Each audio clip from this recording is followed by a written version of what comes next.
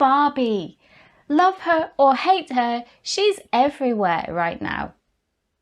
I was never much of a Barbie kid myself, although I did have one Barbie and one of her arch rival Cindy, which was made out of a much softer and more malleable material in the early 80s. She was really popular in the UK. I remember spending my saved up pocket money to buy a horse riding outfit for Cindy, even though I didn't have the horse. Well, and I also remember my younger sister cutting off the hair of either Cindy or Barbie, I don't remember which. Anyway, the world has changed and now I can't open any kind of media app on my phone without seeing tons of articles about the new Barbie film.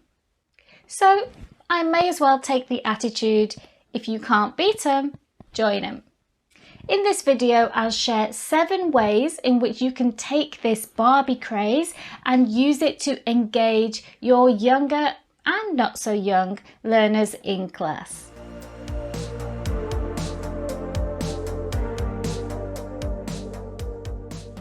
Hi, I'm Michelle Worgan and I'm an ELT educator who specialises in young learner teaching and learner-centred approaches. So Barbie, how can we use her to teach English? 1. Personalisation.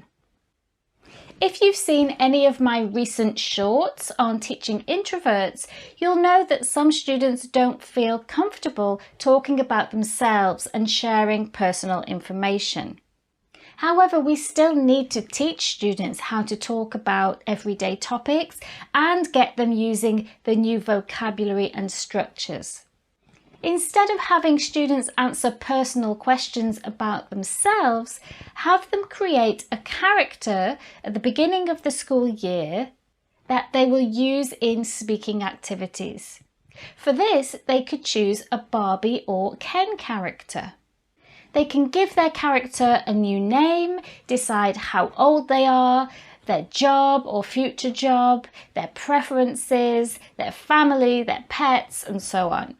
Whenever students need to talk or write about themselves, they can choose to use their Barbie or Ken character as inspiration instead. And actually, this is really useful to do even when students enjoy sharing personal information, because this way they get to practice language that they wouldn't normally use because their made-up characters can be very different from themselves. 2. Role play. Role plays are really common activities to use in the EFL classroom, and for a reason. They're a useful way to get students to practice target language in a freer type of communicative activity. However, some students find it hard to take on an imaginary role. Why not have them use a Barbie or Ken role? If they have actual dolls, they can use them and make them speak. If not, you could get students to make cardboard cutout dolls and use these in role-play activities. Speaking through a physical puppet like a doll can take the pressure off. It also encourages students to take risks because it's not them who are speaking. And it's also a lot of fun. 3. Creative design. Personally, I love to have my students design things. In the past, I've had them design t-shirts, cars, school uniforms, apps, inventions, toys, and those are just the ones I can remember off the top of my head. However, anyone who's ever tried to design something from scratch will tell you that it can be tricky to get ideas for new designs. The best way is to think about who you're designing it for. When you have an ideal client in mind, you can think about what that client needs and include it in your design. So why not have your students design something for Barbie or Ken? Depending on your topic, and we'll look at some possible topics later on, you could have them design a vehicle, a machine that will help them in some way, an app, a home, an outfit, and so on. Let's move on to lexical sets and specific language that we can teach through Barbie. 4. Clothes and physical description. There are so many different Barbies now that they're perfect for teaching clothes vocabulary. There's a huge variety of outfits that can be great for teaching different items of clothes and accessories, interesting colours, adjectives for describing patterns and materials. Use the Barbie catalogue or the film trailer to teach the verb to be plus wearing, or to be plus adjectives, or maybe for higher levels, the order of adjectives. There are hundreds of different Barbies and several Kens. And the best thing is that in recent years, the dolls have become much more diverse, including 9 body types, 35 skin tones, and 94 hairstyles, as well as Barbies with different disabilities, including limb and skin differences.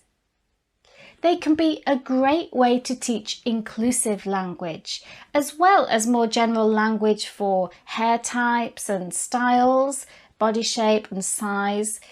In fact, I'd recommend not using stereotypical Barbie, as Margot Robbie's character is known in the film, because doing so can inadvertently present her as the norm. Instead, show students pictures of a variety of different dolls, including maybe a single white blonde doll or none at all. 5. Jobs. How many different jobs has Barbie got? Talk about moonlighting. Seriously, just as there are many different Barbies, she has had more than 200 different jobs. When Barbie was launched in the 60s, these jobs were very stereotypically female jobs, reflecting attitudes at the time. But over the years, Barbie has been everything from astronaut to scuba diver to racing driver, and she once even ran for president of the USA. I quite like Barbie computer engineer, except for the fact that they made her laptop pink. Anyway, have students look through the different careers and find one they like for themselves or for their Barbie or Ken character. Does Ken even have a job? You could also have them research Barbie's jobs in the past. This is a great way to practice the past simple or phrases like used to. Now, I've just had a look on the Mattel website and there are only 3 jobs currently available: pop star, carer, and neonatal doctor. Now, how is it that they were much more progressive in the 60s and 70s than now? Come on, Mattel, sort it out, please. 6. Places. I think we all remember Malibu Barbie. I'm sure Barbie loves traveling, so why not have students plan the trip of a lifetime for her, with or without Ken? Whether your vocabulary focus is natural places or cities, you can have them plan a weekend city break, an eco tour through the rainforest, or a relaxing beach holiday. Students can plan an itinerary for each day, complete with a set of activities, meals, and so on, depending on the vocabulary you want them to practice. They could also create an advertising leaflet for the trip and act out a role play at the travel agents. They could also role play different parts of the trip and then write a postcard from Barbie's or Ken's perspective. One thing though, rather than having Barbie use her private jet or her pink sports car, make sure that she has to use public transport. 7. Critical thinking. If you're teaching older learners, say teenagers or adults, why not have them take a critical perspective of the Barbie franchise? If they've seen the film, they could review it and answer questions like, what's the film's main message, if there is one? I haven't actually seen it. What stereotypes did they notice? They could also research the history of the Barbie doll and analyse the changes she's gone through over the years. They could discuss questions like, do you think Barbie represents women and girls globally? Do you think girls all over the world identify with Barbie? Why or why not? Why do some people criticise Barbie dolls? Or you could give them a statement to discuss. For example, some people say that Barbie empowers girls. Discuss. So there you have it. Now, if you're anti-Barbie and you've got this far, well done. I'd like to say that I'm not recommending that you go out and buy Barbie dolls. There's absolutely no need for that. If you do want to use actual toys, I'm sure your students will have some of their own. Please don't go and spend your hard-earned cash on more bits of plastic. I hope you found these ideas useful. In fact, many of the ideas here don't just work for Barbie. They could work with any movie franchise or popular toy or video game. So which of these ideas are you going to try out in your classroom? Let me know in the comments below. And don't forget to subscribe for more videos on teaching young learners. Bye for now.